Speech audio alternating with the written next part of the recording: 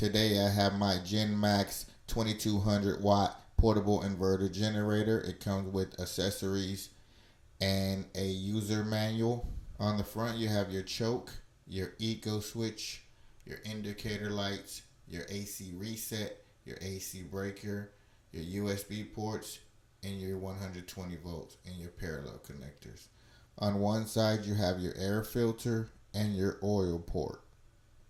On the other side you'll find your starter and your warning labels. The muffler is located in the rear. Your gas port is located on the top along with your breather port. You need a small funnel and 10W30 myrtle oil is recommended. Open your oil port and remove the oil stem. Place your funnel into the oil port and add your 10W30 motor oil. Replace the oil stem and tighten. Replace and close the oil port door. Unscrew your gas lid and add regular gasoline. Replace the gas lid and screw on tightly.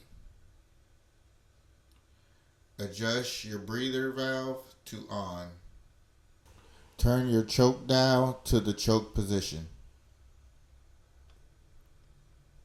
Pull the pull starter. Turn the choke valve to the run position. Your output indicator is green. Plug in your fan or electric component to the 120 volt socket and turn on your electric device. Great for multiple use outdoors.